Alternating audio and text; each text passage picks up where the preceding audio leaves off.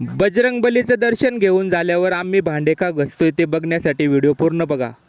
नमस्कार भाऊ आणि बहिणींनो, तुम्हाला माहिती आहे कालपासून आम्ही अजून कंसाऱ्यालाच आहोत. चला मग आता आपल्याला निघावं लागेल घराकडे, पण त्या अगोदर गाडी डायरेक्ट शबरी धामला वळवली. एवढ्या जवळ आलोय म्हटलं तर इथलं दर्शन घेतलंच पाहिजे. पहिले शबरी मातेचं व श्रीराम व सीता मातेचं दर्शन झालं आणि बजरंगबलीचं दर्शन घेत होतो तेवढ्यात लक्षात आलं की या ठिकाणापासून काही किलोमीटरच्या अंतरावर खूप छान असं ठिकाण आहे, ते म्हणजे पंप सरोवर. चला मग आता तर जावंच लागेल. हा बघा मंडळी, पंप सरोवर. इथे पण हनुमानाची खूप मोठी मूर्ती आहे. तुम्ही या ठिकाणाला कधी भेट दिली आहे का? कमेंट करून नक्की सांगा. आणि खूप मंडळी नदीमध्ये आंघोळ करत होती, पण मी पाण्याला हात लावला तर जाम गार लागत होता भो. मग आंघोळ न करण्याचा ठाम निश्चय करून तोंड व हात धुवून अर्ध्या शरीराला फ्रेश करून घेतलं. त्यानंतर पुढचा प्रवास सुरू केला. मग आपली गाडी अजय भाऊंना डायरेक्ट आव्याच्या आईस्क्रीम सेंटरला पोहोचवायला सांगितली. सगळ्यांनी आपापल्या आवडीची आईस्क्रीम लस्सीची ऑर्डर दिली. मला तर इथला बदाम शेक खूप आवडला. 2 ग्लास पटकन पिऊन गेलो. एक नंबर होता.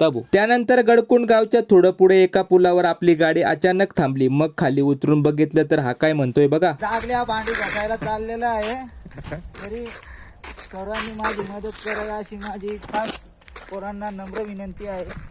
मित्र असावे तर असे. पार्टी सगळ्यांनी केली तर भांडे तर सगळ्यांनी धुतले पाहिजे. बरोबर आहे ना मंडळी? तुमचे पण असे मित्र आहेत का? त्यांना हा व्हिडिओ नक्की शेअर करा व भांडे न घसणाऱ्यांना तर आठवणीने पाठवा. मग सगळे भांडे एका पिशवीत भरले आणि निघालो घरी. चला मग मंडळी, एक लाईक करून आयडीला फॉलो करून घ्या. भेटूया उद्याच्या व्लॉग मध्ये.